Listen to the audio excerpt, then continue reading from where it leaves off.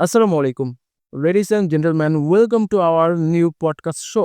আর এই চ্যানেলে এটি কিন্তু প্রথম পডকাস্ট শো। এর আগে আমরা এই চ্যানেলে একটাও পডকাস্ট শো আয়োজন করিনি। আর আজকের এই শোতে আমাদের সাথে আছেন আমার প্রিয় ভাই, আমার প্রিয় বন্ধু রবিন খান প্রিন্স। সো ওয়েলকাম ভাইয়া। Thank you so much for welcoming me and আমিও খুবই আনন্দিত আপনার পাশে বসে একটা শোতে কন্ট্রিবিউট করতে পারাতে আমি খুবই আনন্দিত এবং একই সাথে আপনার সকল শ্রোতা ও দর্শককে আমার পক্ষ থেকে আন্তরিক শুভেচ্ছা ও সালাম। আসসালামু আলাইকুম। ওয়ালাইকুম আসসালাম। তো ভাইয়া কেমন আছেন আপনি? আলহামদুলিল্লাহ, আল্লাহ তাআলার অশেষ মেহেরবান। তিনি অনেক ভালো রেখেছেন, আলহামদুলিল্লাহ। আপনি কেমন আছেন? আলহামদুলিল্লাহ আমি ভালো আছি। তো সম্বন্ধে দর্শক শ্রোতা আপনারা হয়তোবা ভাবছেন যে আজকে আমি রবিন খানকে এই শোতে নিয়ে আসলাম। এর মূল উদ্দেশ্য কি? আসলে রবিন খান এমন একটা জায়গা থেকে উঠে এসেছে যেখানে আপনার আমার দৌড়ের শেষ, সেখান থেকে রবিন খানের দৌড়ের শুরু হয়েছে। আপনি আমি পুরোপুরি সুস্থ, তারপরেও আমরা সবসময় আমাদের মোটিভেশন হারিয়ে ফেলি। কিন্তু এই লোকটি এমন একটি পর্যায়ে আছে, আপনি হয়তোবা দেখলে বুঝতে পারবেন না। আপনার কি কোনোভাবে মনে হয় যে এই ছেলেটি তার চোখে কোনো কিছুই দেখতে পায় না? হ্যাঁ, আমি ঠিক কথাই বলছি। আসলে এই লোকটি তার চোখে কিছুই দেখতে পায় না। কিন্তু আপনি জানলে আশ্চর্য হবেন যে এত প্রতিবন্ধকতা থাকার পরেও তিনি মেধা বিকাশে রাজশাহী বিভাগ থেকে ২০তম স্থান অর্জন করেছেন এবং তিনি এখন ঢাকা বিশ্ববিদ্যালয়ে শিক্ষারত অবস্থায় আছেন। তো ভাইয়া, এত বাধার পরও আসলে ঢাকা বিশ্ববিদ্যালয়ের মতো এত বড় একটা জায়গায় আপনি কিভাবে আসলেন? ফার্স্ট অফ অল আমার আমি যখন থেকে বুঝতে শিখি পড়াশোনাটা নিয়ে বা শিক্ষা জীবন সম্পর্কে, ওই সময় থেকেই আসলে ঢাকা বিশ্ববিদ্যালয়টা আমার টার্গেট লিস্টে বা প্রায়োরিটি লিস্টে ১ নাম্বারে ছিল। তো আমি বা আমার যিনি টিচার ছিলেন এমডি আজিজুল ইসলাম খান স্যার বগুড়ার, উনি আসলে সবসময় আমাকে মোটিভেট করতেন যে লাইফে ভালো কিছু অ্যাচিভমেন্ট করতে হলে ভালো ইনস্টিটিউট, ভালো প্রতিষ্ঠানে যাইতে হবে। ভালো টিচারদের সংস্পর্শে থাকতে হবে। তো সে জায়গা থেকে Dhaka university one of the glorious university in our country. So সেই আমি ওইজন্য নিজেকে ১০ম শ্রেণীর পরের থেকেই প্রস্তুত করা শুরু করি একটু, একটু করে। যাতে আমি ঢাকা বিশ্ববিদ্যালয়ের শিক্ষার্থী হিসেবে পরিচয় দিতে পারি সেইজন্য। তো আমি এটাকে মাথায় রেখেই ঢাকা কলেজে আমার উচ্চ মাধ্যমিক শিক্ষা জীবন শুরু করি এবং ২১ সালে ২২ সালের শুরুতে গিয়ে ভর্তি হয়ে ২৩ এ আমি সেখান থেকে উচ্চ মাধ্যমিক পাশ করে বের হয়ে আসছি আলহামদুলিল্লাহ। ঢাকা বোর্ডে একটা ছোটখাটো পজিশন করার সুযোগ হইছে ৬১তম। তো সব মিলে আমি খুশি আলহামদুলিল্লাহ এবং আমার বিশ্ববিদ্যালয় জীবনের যে জার্নি ৩ মাস অ্যাডমিশন প্রিপারেশন এর সেটা আ আল্লাহ তাআলার দোয়ায় অনেক ফ্রুটফুল ছিল।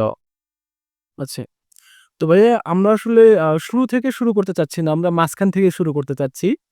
যে আমরা জানি যে আপনি আ আপনার স্কুল লাইফ ছিল বগুড়াতে। তো বগুড়া থেকে ঢাকা শিফট হলেন। হঠাৎ করে ঢাকা কলেজে শিফট হলেন এবং তারপরে ঢাকা কলেজ থেকে সরাসরি ঢাকা বিশ্ববিদ্যালয়ে। আসলে আপনার এই জার্নিটা কেমন ছিল? সেই ব্যাপারে আমরা একটু জানতে চাইবো। হ্যাঁ, আমি বগুড়াতে ভর্তি হলাম। হওয়ার পরে এসএসসি শেষ করার পরে কলেজ আমার ওই যে বললাম ঢাকা ইউনিভার্সিটিটাকে আমি আসলে প্রায়োরিটি লিস্টে ১ নাম্বারে রেখেছিলাম। বা আমি খোঁজ নিয়ে জানতে পারছি যে ঢাকা কলেজটা ঢাকা ইউনিভার্সিটির সাথে খুবই কাছে এবং আ ঢাকা কলেজে হল ফ্যাসিলিটিস আছে। তারপরে বাংলাদেশের সবচেয়ে আ ঐতিহ্যবাহী একটা শিক্ষা প্রতিষ্ঠান ঢাকা কলেজ। ১৮৪ বছর ধরে এই বাংলায় সে তার আ স শিক্ষার্থীদেরকে লঞ্চ করে যাচ্ছে যারা বা বাংলাদেশ সহ বহির্বিশ্বে মানে উজ্জ্বল নক্ষত্রের ন্যায় কাজ করে যাচ্ছে। তো সেই জায়গা থেকে ঢাকা কলেজে ইন্টারমিডিয়েটে ভর্তি হওয়ার সিদ্ধান্ত নেই এবং আমি আমার পরিবারকে জানাই এটা। তো ১ম অবস্থায় সবাই খুব চিন্তিত আমাকে নিয়ে যে আসলে আমি কিভাবে আ এই ঢাকার যান্ত্রিক জীবনের সাথে নিজেকে মানিয়ে নিবো। হ্যাঁ, তো এটা নিয়ে তারা সবাই খুব চিন্তিত এবং আমাকে কেউ আসলে কখনো কোনো কাজে নিষেধাজ্ঞা দেওয়া বা আমাকে কোনো কাজে অনুৎসাহিত করে দেওয়া, এমন কোনো কাজ আমার সোসাইটির কেউ করে না। বাট তারা আসলে আমাকে নিয়ে চিন্তিত। তো আমি বা কেন জানি না বললাম যে, "আমি ইনশাআল্লাহ পারবো" এবং আমি আ আ এই কথাটার সত্যতা যাচাই করার জন্য আমার কলেজে ভর্তি হওয়ার আগেই আমার এক বন্ধুকে নিয়ে আমি ঢাকায় গিয়েছিলাম এবং আমার যে কলেজগুলোকে আমি আ চয়েস দিয়েছিলাম অনলাইনে ভর্তি হওয়ার জন্য।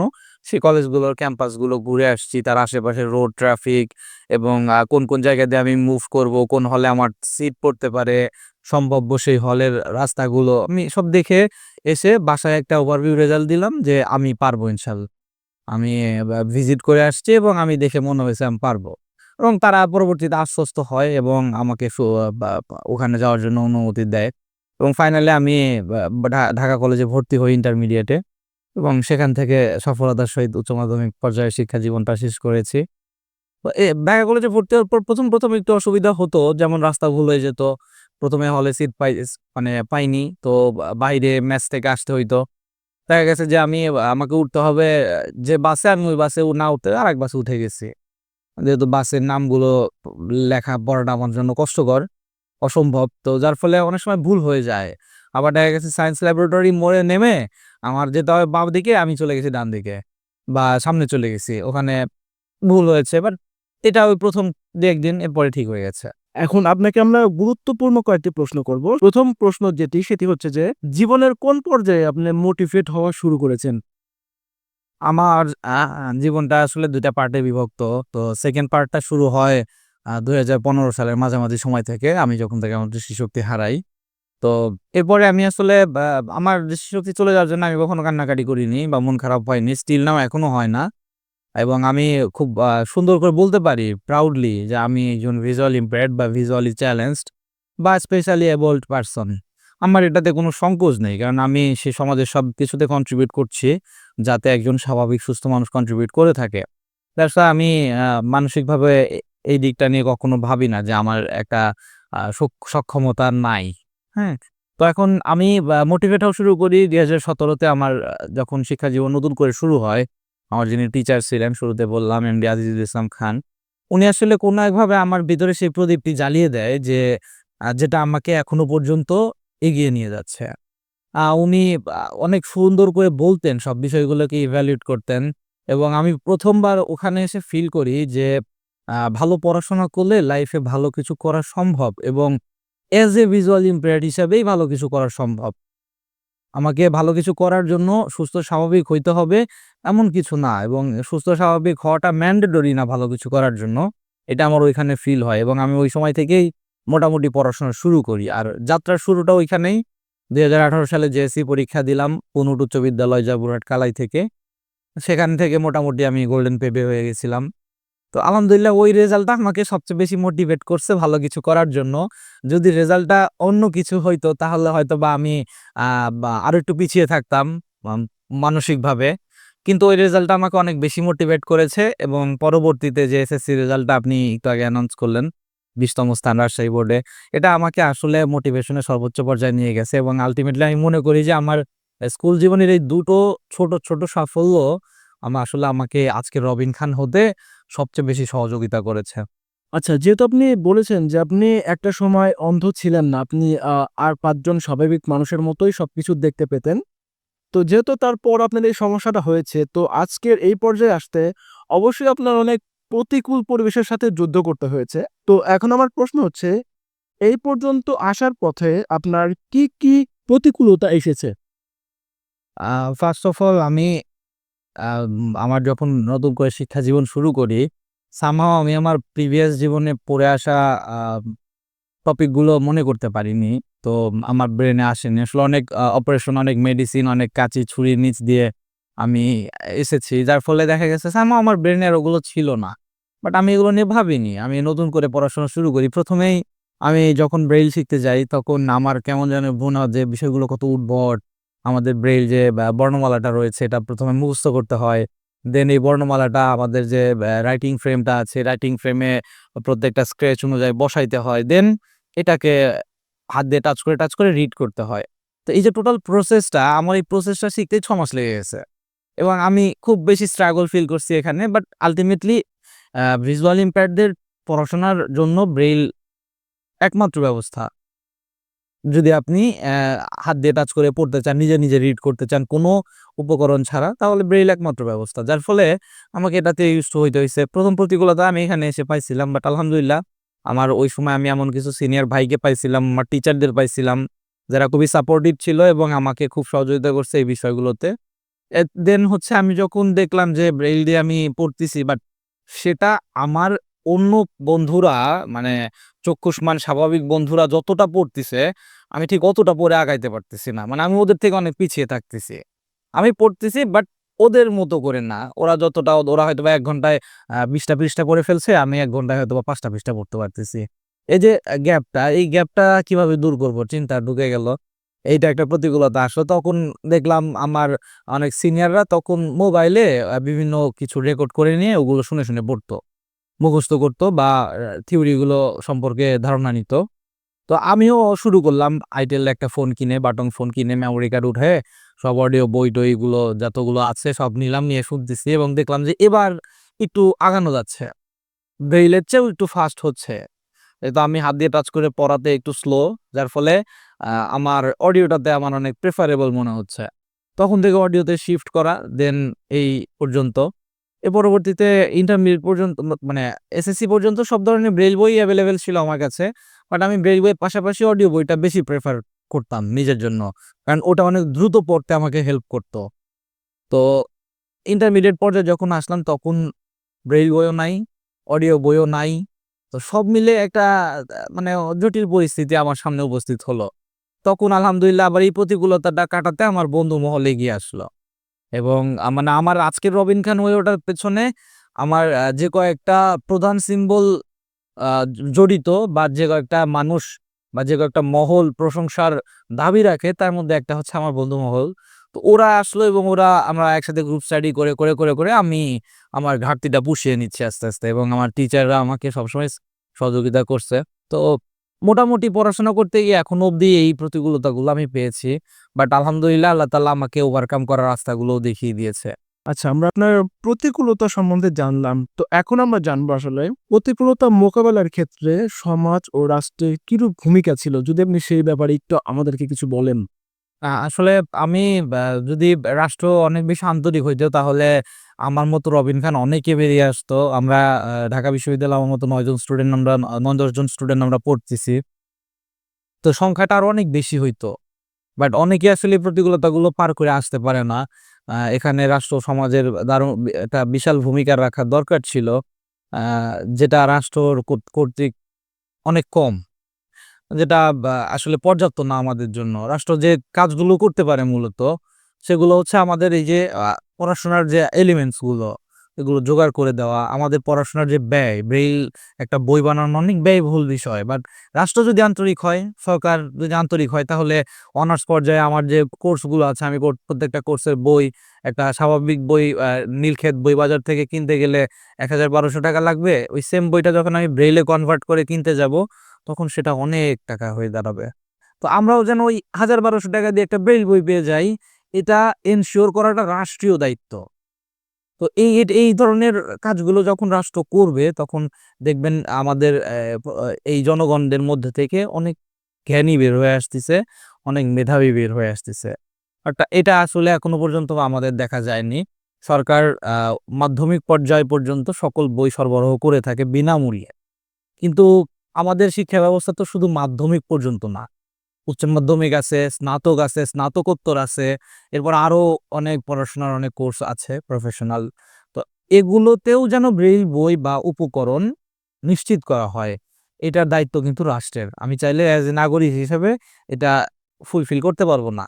বাট যদি একটি রাষ্ট্র চায় তার নাগরিককে এই ফ্যাসিলিটিস টুকু দিতে, তবে সে রাষ্ট্র পারবে। তো যাই হোক, শুরু থেকে শুরু করিনি, আমরা মাঝখান থেকে শুরু করেছিলাম। তো এখন আমরা চাচ্ছি আরেকটু পিছন দিক যাইতে।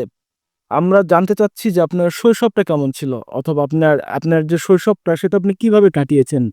আ আমার যতটুকু মনে পড়ে, আমি খুব দুষ্টু প্রকৃতির ছিলাম।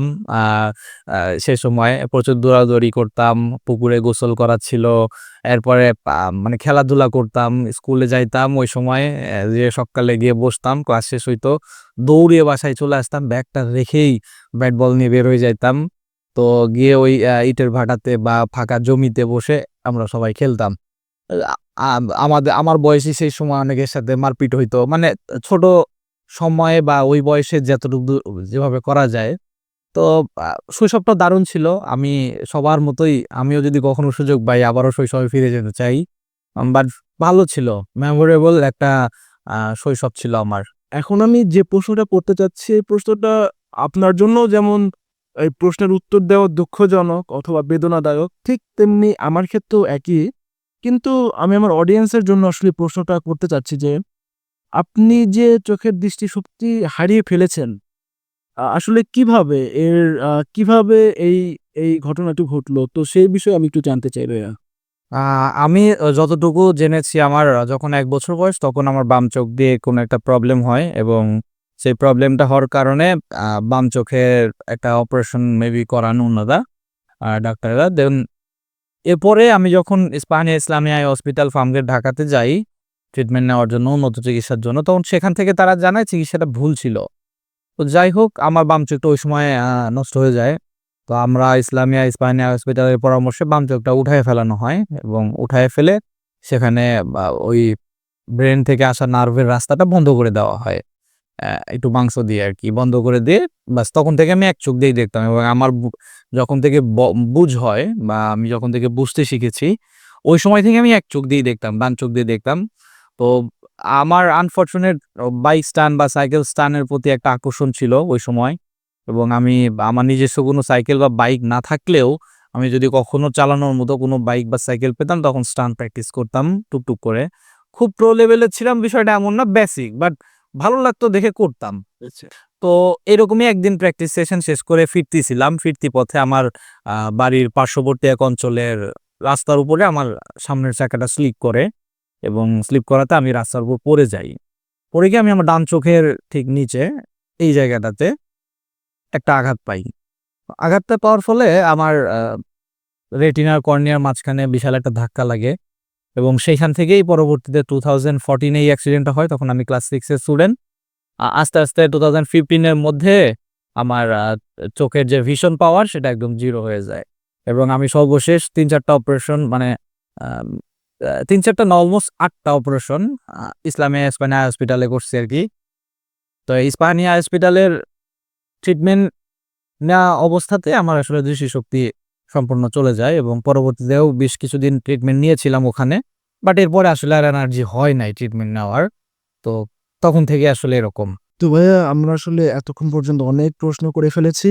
আর আ আপনি রবিন খান মানে কোথায় ছিলেন এবং বর্তমান কোথায় আছেন সেটাও আমরা জানি। তো আমরা এখন জানতে চাইবো যে ভবিষ্যতে আপনি নিজেকে কোন জায়গায় দেখতে চান? আম আমার প্রথমত আমি আ ঢাকা বিশ্ববিদ্যালয়ে আসে আমার যে টিচারদের পেয়েছি, তারা আসলে অনেক গ্লোরিয়াস পারসন। তো তাদের সান্নিধ্যে আসার পরে আমার একটা ছোট্ট স্বপ্ন যেটা এখন আমি আসলে অনেক বড় করে দেখি। আমি গবেষক হতে চাই আসলে মনে প্রাণে। তো আমার এটার জন্য আ আমার মনের ভিতরে যথেষ্ট আগ্রহ আছে যে আমাকে একজন গবেষক হইতে হবে। দ্যাটস ওয়াই আমি অনেক বেশি মোটিভেটেড আমাকে গবেষক হইতে হবে। আর আমি যখন গবেষক হবো বা হতে পারবো, তখন আমার সেই গবেষণার উপরে আর্টিকেল প্রকাশ করাটা মানে আর্টিকেল প্রকাশ করতে চাই। আর আমি আমার ফিউচারটাকে এভাবেই দেখতে চাই। দৃষ্টিশক্তি ব্যতীত লাইফের এই অর্জনগুলো নিয়ে আপনি আনন্দিত অথবা খুশি কিনা? না, আলহামদুলিল্লাহ অবশ্যই। আমি আমি যখন আমার দৃষ্টিশক্তি ছিল তখন তো আমি ব্যাক বেঞ্চার ছিলাম। হ্যাঁ? খুবই বাজে লেভেলের স্টুডেন্ট ছিলাম। আচ্ছা। পড়াশোনা করতাম না। যদিও আমি আমার ওই সময়ে ক্লাস 1 to 7 পর্যন্ত কখনো ফেল করিনি। মানে পাস করে যেতাম। বাট ব্যাক বেঞ্চারদের যা হয়, তো আমারও আসলে ঐরকমই হইতো। বাট স্টিল আমি যখন ওই যে জেএসসি পরীক্ষার ফলাফলটা হাতে পেয়ে গেলাম, আমি অবশ্য জেএসসি পরীক্ষার জন্য অনেক পরিশ্রম করেছি, পড়াশোনা করেছি। বন্ধুদের সাথে পাল্লা দিয়ে, হ্যাঁ? তো আমার ব্যাচে ২০ জন পেয়েছিল। তো তার মধ্যে আমি একজন জিপিএ 5 প্রাপ্ত স্টুডেন্ট। তো আমাকে আসলে এই রেজাল্ট অনেক মোটিভেট করে এবং আমি আলহামদুলিল্লাহ খুবই খুশি যে আল্টিমেটলি আমার দৃষ্টিশক্তি চলে গেলেও আমার পড়াশোনা আমার কাছ থেকে চলে যায় নাই। এবং আমার মনে পড়ে একটা কথা আ আমি যখন একদিন বাসায় বসে আছি, আমার সব ক্লাসমেটরা স্কুলে যাচ্ছে, আমি যেতে পারছি না। আর এই বিষয়টাই আমি মেনে নিতে পারছি না যে why আমি কেন যেতে পারছি না? ছি, why? তো আমি একটা প্রশ্ন আমার ফ্যামিলিকে করি যে আমাকে স্কুলে যেতে হবে। তো তখন তারা আসলে আমার আত্মীয়স্বজন ও সহযোগিতায় জয়পুরহাটে সমন্বিত দৃষ্টি প্রতিবন্ধী শিক্ষা কার্যক্রমে আমাকে ভর্তি করায় এবং আসলে সেখান থেকেই শুরু এবং আমি সত্যিই খুব খুশি এবং proud as a visual impair হিসেবে এখন শিক্ষা জীবন কন্টিনিউ করতে পারায়। আলহামদুলিল্লাহ। তো ভাইয়া আপনি আপনার ভবিষ্যৎ নিয়ে কথা বলেছেন, কিন্তু আমরা জানতে চাচ্ছিলাম একটু অন্যদিকে। অন্যদিকে বলতে আমাদের ভবিষ্যৎ পরিকল্পনা থাকে না? সংসার জীবন, বিয়ে-শাদী ইত্যাদি, ইত্যাদি। তো এই বিষয়ে কিন্তু আপনি এখনো মুখ খোলেননি।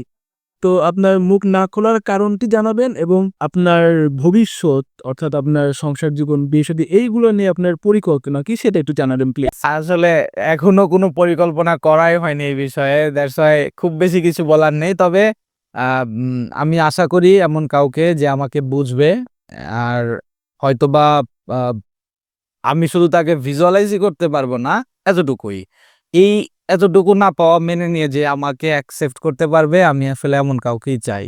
আর আলহামদুলিল্লাহ আল্লাহ তাআলা পরিশ্রমীদের কখনোই নিরাশ করেন না। আমি আমার লাইফে যথেষ্ট পরিশ্রম দিয়ে এগিয়ে যাচ্ছি এবং আমি বিশ্বাস করি স্রষ্টা একদিন আমাকে খুশি করার জন্য, আমার ভবিষ্যৎকে রাঙানোর জন্য সহায়তা অবশ্যই করবেন। তো আমিও হয়তোবা কাউকে ভালো একটা জীবন উপহার দিতে পারি। এই কনসেপ্টটাকে বিলিভ করে আমাকে আমার প্রতি ট্রাস্টফুল থেকে যদি কেউ আমাকে অ্যাকসেপ্ট করে তাহলে অবশ্যই।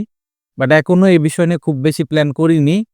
আ ন্যূনতম আরো ৫ বছর পরে এটা নিয়ে ভাববো ইনশাআল্লাহ। আপাতত শুধুমাত্র আমি আমার ক্যারিয়ার, আমার বাবা-মার মুখে হাসি ফোটানো এতটুকু নিয়েই ভাবছি আমি এবং এটা নিয়েই আমি সবসময় আ চিন্তা ভাবনা করি। আমার সবকিছু আপাতত এইটুকু নিয়েই। আসলে ভাই আপনার অনেক প্রতিবন্ধকতা থাকা সত্ত্বেও কিন্তু আপনি সামনের দিকে এগিয়ে যাচ্ছেন। কিন্তু আমাদের সমাজে প্রচলিত একটা কথা আছে যে প্রতিবন্ধকতা নিয়ে সামনের দিকে এগিয়ে যাওয়া যায় না। তো এই ব্যাপারে আপনি কি বলবেন? আ আমার মনে হয় ধারণাটা ভুল। এটা প্রচলিত আছে, অনেকেই বলে। কারণ আপনি রাস্তাঘাটে যখন মুভ করতে যাবেন তখন অনেক সিম্বলস দেখতে পাবেন যে তারা হয়তোবা একটা বাটি নিয়ে, একটা থালা নিয়ে বিভিন্ন সহযোগিতা উঠাচ্ছেন মানুষের কাছ থেকে। রাইট। তো এ ধরনের মানুষের জন্যই এই মানে প্রশ্নটা প্রযোজ্য। তারা আসলে প্রতিবন্ধকতা নিয়ে আগাতে পারে নাই। তো আসলে আমি মনে করি বিষয়টা এমন যে আমাকে আগাতে হবে। সে সামনে যেকোনো বাধা আসতে পারে আর সেই বাধাকে পার করেই সামনে আগাইতে হবে। আর আমার লাইফে তো মোটামুটি এখনো পর্যন্ত সবই আছে। আমি তো সবই করছি। আমি শুধু ভিজুয়ালাইজ করতে পারছি না। কিন্তু স্রষ্টা আমার ইমাজিন পাওয়ার এত সুন্দর করে গড়ে দিয়েছে যে আমি কোনো কিছু বর্ণনা শুনলে সেটা আমি মনে, মনে ভিজুয়ালাইজ করতে পারি এবং ওইটার উপরে আমার পরে যখন আমি ডিসিশন মেক করি এবং সেটা আর ৫ জন স্বাভাবিক সুস্থ দৃষ্টিশক্তি সম্পন্ন মানুষের মতোই হয়। তো যার ফলে আমি কিন্তু মনে করি না যে প্রতিবন্ধকতা নিয়ে আগানো যাবে না। দেখুন আমি যখন দৃষ্টিশক্তি ছিল তখন কিন্তু আমি ব্যাক বেঞ্চার ছিলাম। এবং আমার পড়াশোনার খুব বেশি একটা আগ্রহ, আমার ওই সময় খেলাধুলা, দুষ্টামি করা, এখানে যাও, ওখানে যাও, এই গাছে ওঠো, ওই গাছে ওঠা, এটা মানে প্রায়োরিটি ফুল ছিল। বাট আমি অ্যাজ এ ভিজুয়াল ইম্পেয়ার্ড হিসেবে যখন আমার স্টাডি লাইফ শুরু করি তখন আমি কি দেখতে পাই যে আমি ভালো করতেছি এবং আমার জেএসসি পরীক্ষার ফলাফলটা, আমি একজন দৃষ্টি প্রতিবন্ধী হিসাবে শ্রুতিলেখকের সহায়তায় পরীক্ষা দিয়েছি। আলহামদুলিল্লাহ জিপিএ 5 পেয়েছি। এসএসসি পরীক্ষাও অ্যাজ এ ভিজুয়াল ইম্পেয়ার্ড হিসাবে একজন স্ক্রাইবারের সহযোগিতা নিয়ে পরীক্ষা দিয়েছি। আলহামদুলিল্লাহ সেখানেও ভালো করেছি। রাজশাহী বোর্ডে এত লক্ষ, লক্ষ স্টুডেন্টের সাথে পারফর্ম করে আমি ২০তম প্লেসটা অর্জন করতে পেরেছি তাও মেধা তালিকায়। সো খুব বেশি আ মানে গ্লোরিয়াস না হয়তোবা, আমার আগে আরো ১৯ জন আছে। But as a visual impaired, as a disable person হিসেবে তো আমি অ্যাচিভ করছি ২০তম স্থানটা। তো প্রতিবন্ধকতা তো আমার ছিল না। আমি প্রস্তুতি লেখক নিয়ে পরীক্ষা দিয়েছি। কে বলতে পারে যদি আমি নিজের চোখ দিয়ে দেখে পরীক্ষা দিতে পারতাম, ফেল করতাম? তাহলে আমি সব সক্ষমতা নিয়ে যদি ফেল করতে পারার সম্ভাবনা থাকে, তাহলে আমি মানে একটু কম সক্ষমতা সম্পন্ন হয়ে ভালো কিছু করেছি। তার মানে আরো ভালো করা যায়। সো আমাদের শুধু মেন্টালি মোটিভেটেড থাকতে হবে যে আমার দ্বারা আরো ভালো কিছু সম্ভব। আমার তো অনেক উদাহরণ আছে। হ্যাঁ? স্টিফেন হকিং থেকে শুরু করে, হেলেন কিলার থেকে শুরু করে অনেক উদাহরণ আছে। হোমার থেকে শুরু করে অনেক উদাহরণ আছে। কিন্তু আমাদের রাষ্ট্র হয়তোবা সেই তুলনায় আমাদের ফ্যাসিলিটিস অনেক কম এনশিওর করতে পারে। বাট আমাকে তো ফ্যাসিলিটিস এর অপেক্ষায় বসে থাকলে চলবে না। আমাকে ফ্যাসিলিটিস বানিয়ে নিয়ে আগাতে হবে। রাইট। দ্যাটস হোয়াই আমি মনে করি না যে প্রতিবন্ধকতা নিয়ে আগানো সম্ভব না। আচ্ছা। আমি ঢাকা কলেজ ডিল করেছি প্রতিবন্ধকতা নিয়ে। এখন ঢাকা ইউনিভার্সিটিকে ডিল করছি প্রতিবন্ধকতা নিয়েই। সুতরাং আমি এটা মনে করি না যে কথাটা যৌক্তিক। তো ভাইয়া আসলে আপনি যে পর্যায় থেকে জীবনটাকে শুরু করেছেন আসলে অনেকের কিন্তু এই পর্যায়ে গিয়ে জীবন শেষ হয়ে যায়। যেমন যারা একসময় সুস্থ থাকে তাদের যদি কোনো একটা প্রতিবন্ধকতা চলে আসে তারা কিন্তু জীবনের হাল ছেড়ে দেয় এবং তারা কিন্তু হতাশ হয়ে যায়। হ্যাঁ। এবং যদি আমরা এটা বাদও দিই, যারা স্বাভাবিক মানুষ তারাও কিন্তু প্রতিনিয়ত হতাশ হয়ে যায়। তো যারা অল্পতেই হতাশ হয়ে যায় তাদের জন্য আপনি কি বলবেন? হতাশ হয়ে যাওয়া মানে লাইফে হেরে যাওয়া। এই বাক্যটা মনে রাখতে হবে সবসময়। হতাশা আসবেই, কারণ আমরা মানুষ। আমাদের হতাশা থাকবে, ভালো দিক থাকবে, ক্লান্তি থাকবে, সফলতা থাকবে, হ্যাঁ? দুর্বলতা থাকবে, সক্ষমতা থাকবে। এগুলো থাকবে দেখেই তো আমরা মানুষ। বাট আমাকে কি করতে হবে? আমার লাইফের জন্য কোনটা বেনিফিটেড, আমার লাইফের জন্য কোনটা ভালো, আমাকে সেই জিনিসটা চুজ করতে হবে। অ্যান্ড আমিও তো হতাশায় পড়ে যাই। কিন্তু আমি একটা বড় দীর্ঘশ্বাস ছেড়ে হতাশাটা ভুলেও যেতে পারি। কারণ সামনে এগিয়ে যাওয়ার জন্য ১ম পদক্ষেপ হতাশাকে ভুলে যেতে হবে। দ্যাটস ওয়াই হতাশ হওয়া যাবে না। লাইফে ভালো কিছু করার জন্য পরিশ্রম দিলে অবশ্যই ভালো কিছু হবে। একটা প্রবাদ বাক্য আছে, আমি কোনো মেধাবীকে কখনো জিততে দেখিনি, কোনো পরিশ্রমীকে কখনো হারতে দেখিনি। এই বিষয়টাকে আমি বোঝানোর জন্য বললাম যে হতাশা আসলে কিছুই না। ভুলে থাকতে পারলেই সব সম্ভব। পরিশ্রমীরা কখনোই ব্যর্থ হয় না। যার ফলে এই ধরনের শ্লোক তৈরি হয়। তাই না? রাইট। আসলে আমরা অনেক সিরিয়াস কথা বলে ফেলছি। তো আমরা আর এখন একটু বাস্তবতা নিয়ে কথা বলি। সেটা হচ্ছে যখন আপনি ১ম ঢাকা বিশ্ববিদ্যালয়ে চান্স পেলেন, সেই মুহূর্তের আপনার ফিলিংসটা কেমন ছিল? এবং যখন আপনি ঢাকাতে ভর্তি হলেন অথবা ঢাকা বিশ্ববিদ্যালয়ে আপনি ভর্তি হলেন, সেই সময়ের আপনার যে ফিলিংস, আপনার যে অনুভূতি সেটা কেমন ছিল? আসলে আমার অ্যাডমিশন প্রসেসের সময় যে প্রস্তুতি নিতে হয়, তখন আমার এক কাজিনের সহায়তায় ও আমার মানে সব টেক্সট পেপার গুলো পড়ে দিত আমার কানের কাছে এসে এবং আমি সেগুলো শুনতাম। শুনে আমি মুখস্থ করতাম। তো ওর কাছে মোটামুটি ৮ ঘন্টার মতো পড়ে আমি আমার আরেক বন্ধুর কাছে যাইতাম। তার কাছে আবার মোটামুটি ৩-৪ ঘন্টা পড়তাম। মানে সেম প্রসেস। ও পড়তো, আমি শুনতাম। আমরা একসাথেই কনভারসেশন করতাম। এভাবে আমি ওর কাছে পড়া শেষ করে রুমে এসে আবার যদি আমার কোনো টপিক সম্পর্কে ধারণা কম থাকে বা যদি কোনো ঘাটতি থাকে, তাহলে আবার আরেকটা বন্ধু ছিল, সেও ঢাকা বিশ্ববিদ্যালয়ের ছাত্র। ওকে ফোন করতাম মেসেঞ্জারে। সে আবার আমাকে ওটা বুঝায় দিত ধৈর্য নিয়ে। তো আমি ওই যে বললাম শুরুতে যে আমার আজকে রবিন খান হওয়ার পেছনে অন্যতম প্রশংসার দাবিদার আমার বন্ধুমহল। তো আসলে ওরা ছিল এবং এত কিছুর পরে, এত ক্যালিবার ব্যয় করার পরে যখন আমি ফাইনালি শুনতে পাইলাম যে ইয়েস, আমি ঢাকা বিশ্ববিদ্যালয়ের ছাত্র হওয়ার জন্য যে ভর্তি পরীক্ষা সেখানে পাস করে গেছি এবং আমি ফাইনালি ভর্তি হতে পারছি। আসলে বিষয়টা অন্যরকম ছিল। আমি মোটামুটি আমার জানা মানে আমার যতটুকু মনে পড়ছে এখন, আমি কিছুক্ষণ স্পিচলেস ছিলাম এবং আমি জাস্ট এক জায়গায় বসেছিলাম। বুঝছি? এবং আমি কিছুক্ষণ বসেই ছিলাম। আমি কিছু ভাবিনি। এরপরে উঠে মহান স্রষ্টার প্রতি শুকরিয়া আদায় করলাম এবং আমার সব আত্মীয়স্বজনদের সাথে কথা বললাম। সবাই খুব হ্যাপি, সবাই খুব খুশি এবং আমাকে একটা জিনিস খুব বেশি ঐদিন ভাবাইছে বা আকৃষ্ট করছে। সেটা হচ্ছে সবারই একটা কথাই ছিল যে, "আজকে তোমার রেজাল্টের কথা শুনে সারাদিনের ক্লান্তি দূর হয়ে গেল।" মানে এটা অনেক বড় পাওয়া। আসলে আমাকে নিয়ে তারা অনেকটা ভাবে। মানে কতটা ভাবলে মানে একটা কমেন্ট বের হয়ে আসে যে, "সারাদিনের ক্লান্তি দূর হয়ে গেল তোমার এই নিউজটা শুনে।"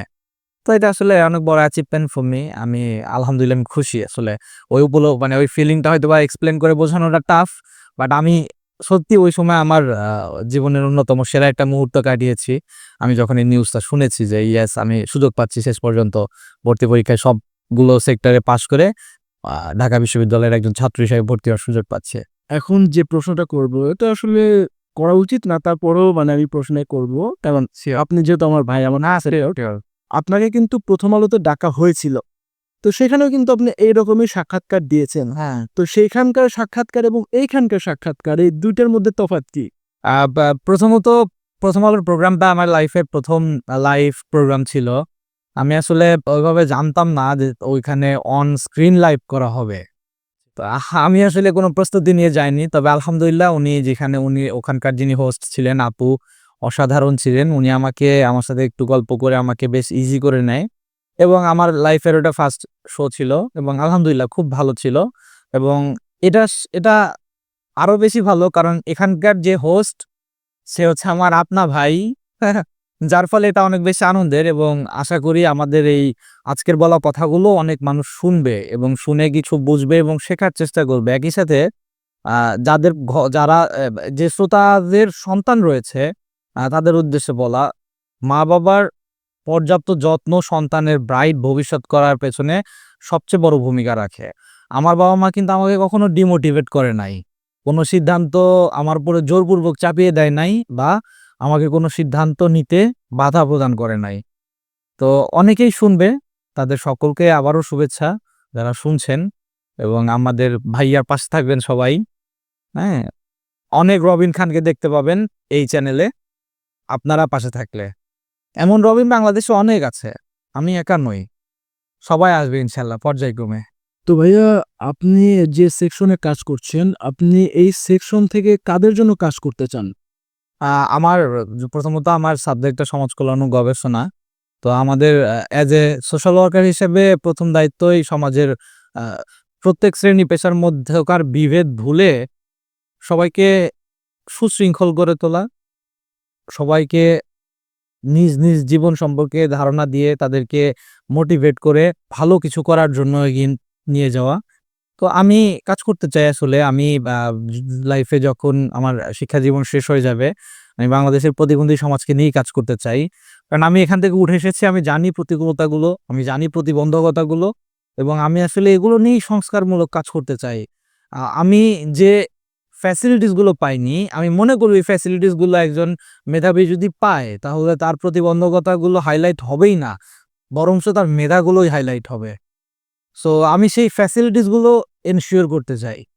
আমি আমার শেষ প্রোগ্রামে বলেছিলাম গত ৩০ তারিখ যে, আমাদের বাংলাদেশে প্রতিবন্ধীদেরকে নিয়ে কোনো ট্যালেন্ট হান্ট হয় না। কোনো প্রতিবন্ধী উন্নয়ন সপ্তাহ আয়োজন হয় না। কোনো সৃষ্টিশীল কর্ম প্রকাশ করার প্ল্যাটফর্ম বানিয়ে দেওয়া হয় না, যার ফলে আমরা কোনো মেধাবীর নাম জানতে পারি না। যদি এই প্ল্যাটফর্মগুলো করে দেওয়া হয়, তাহলে অনেক মেধাবীর নাম জানবো। যেমন আজকে আপনি আমাকে নিয়ে এসছেন, আপনার চ্যানেলে দর্শকরা দেখবে, তারা একজন প্রতিবন্ধীর সম্পর্কে জানবে, তাদের নলেজ আর্ন হবে। এই ভিডিওটা শুধু দেখার জন্য মানুষ দেখবে না, শেখার জন্য দেখবে। আমি তো এগোচ্ছি। তো আমার মতো ফ্যাসিলিটিস এনশিওর করা হলে আর অনেকেই এগোতে পারবে। আচ্ছা, যেহেতু এখানে ফ্যাসিলিটিস এর কথা আসলো, তো বাংলাদেশের যারা আ চোখে দেখতে পায় না, যারা অন্ধ অথবা এরকম মানে যে যারা আপনার প্রতিকূল পরিবেশে আছে এক কথায়, তো তাদের জন্য কি, কি ফ্যাসিলিটিস সরকারের নিয়ে আসা উচিত? প্রথমত উচ্চশিক্ষা পর্যায়ে প্রত্যেকের জন্য ২ থেকে ৩ জন চক্ষুষ্মান প্রাইভেট টিউটর সিলেক্ট করে দেওয়া উচিত, যাদের কাজটা হবে ক্লাসের প্রত্যেকটা নোটস যেগুলোর ছবি তুলে বন্ধুরা আমাদেরকে সরবরাহ করে পড়ার জন্য, সেই নোটসগুলোর ডিটেল পড়ানো এবং সবসময় তাদের কানের কাছে বলা। এবং আরো একটা গ্যাপ তৈরি হয় যে আমাদের খালি শোনানো হয়, আমরা খালি শুনেই যাই, পড়ার কোনো সুযোগ পাই না। যার ফলে হয় কি, যখন পরীক্ষার হলে গিয়ে শ্রুতি লেখককে বলতে যাই, তখন অন্য ৫ জনের তুলনায় আমি অনেক কম বলতে পারি। দেখা যাচ্ছে আপনি একটা প্রশ্নের উত্তর করেছেন ৫০ লাইনে, কিন্তু আমি ওই প্রশ্নের উত্তরটা ২৫ লাইনে করছি। আচ্ছা। মানে আমার তো বলার প্র্যাকটিস নাই, আমার শোনার প্র্যাকটিস আছে। তো ৩-৪ জন প্রাইভেট টিউটর হলে হবে কি, আমি শুনতেও পারবো, বলতেও পারবো। তার সাথে আমার গল্পও হবে, পড়াশোনাও হবে। মানে কনভারসেশনটা ঠিকঠাক থাকবে। তো এই ফ্যাসিলিটিসটা মানে উচ্চ শিক্ষা পর্যায়ে এনশিওর করা উচিত। এটা সরকার যদি বিশ্ববিদ্যালয় প্রশাসনের কাছে এমন কোনো পরিপত্র দেয় এবং এটার জন্য আলাদা করে বাজেট দেয়, যারা আমাদেরকে এসে কোঅপারেটিভ করবে তাদেরকে যেন একটা সার্টেন সম্মানী দেওয়া হয়, যাতে তারা এটার জন্য মোটিভেটেড থাকে, না এটা আগ্রহ নিয়ে করে। হ্যাঁ, সরকার চাইলেই হয়। কত টাকা লাগবে? সারা বছরে ১ কোটি টাকা এই খাতে ব্যয় করলে বাংলাদেশের সব প্রতিবন্ধী উন্নত শিক্ষায় নিজেকে শিক্ষিত করতে পারবে। কোনো ইস্যু না। ১ কোটি টাকা অনলি। এত বড় আমাদের দেশে প্রায় 10% মানুষ ডিসেবল। এত বড় একটা মানুষের জন্য ১ কোটি টাকা সরকার ব্যয় করতে পারবে না? তো যাই হোক, ধন্যবাদ ভাইয়া আজকে আপনার মূল্যবান সময় এইখানে দেওয়ার জন্য। হ্যাঁ, আপনাকেও ধন্যবাদ। আমি খুবই আনন্দিত এমন একটা প্রোগ্রামে আসতে পেরে, এবং আমি আশাবাদী এই প্রোগ্রামটা খুব ফ্রুটফুল হবে। আপনার YouTube এর শ্রোতা তারা এই ভিডিওটাকে খুবই অ্যাপ্রিশিয়েট করবে। বেশি, বেশি করে শেয়ার করবেন, বেশি, বেশি করে কমেন্টস, বেশি, বেশি লাইক, সাবস্ক্রাইব। কারণ এগিয়ে যাওয়ার জন্য সহযোগিতা সব জায়গাতে থেকে সব মানুষের প্রয়োজন। কেউ সহযোগিতা ছাড়া আগাতে পারে না। শুধু মাধ্যমগুলো ভিন্ন হয়। তো ভাইয়া, আপনাকে অসংখ্য ধন্যবাদ আজকে আমার এই প্রোগ্রামে আসার জন্য। ইনশাআল্লাহ আমরা নেক্সটে এই রবিন খানকে আরো বড় পরিসরে দেখতে চাই, ইনশাআল্লাহ দোয়া করবেন সবাই। আসলে আমিও নিজেকে দেখতে চাই ভালো কোনো জায়গায়। এবং আমি আশা করব যে আমাদের এই ছোট্ট চ্যানেলে এই বড় রবিন খান যেন বারবার ফিরে আসে। ইনশাআল্লাহ যাই হোক, খুশি হব ফিরে আসতে পারলে আবারও। জি ভাইয়া, আপনাকে অসংখ্য ধন্যবাদ। আর সেই সঙ্গে সুপ্রিয় দর্শক শ্রোতা আপনাদেরকেও অসংখ্য ধন্যবাদ এতক্ষণ পর্যন্ত ধৈর্য ধরে আমাদের এই এপিসোডটি দেখার জন্য। তো এই ছিল আজকের এপিসোড। এতক্ষণ আমাদের সাথে থাকার জন্য সবাইকে অসংখ্য ধন্যবাদ। দেখা হবে পরবর্তী ভিডিওতে, হয়তোবা অন্য কোনো রবিন খানকে নিয়ে। সেই পর্যন্ত ভালো থাকবেন, সুস্থ থাকবেন, আমাদের সাথেই থাকবেন। খোদা হাফেজ।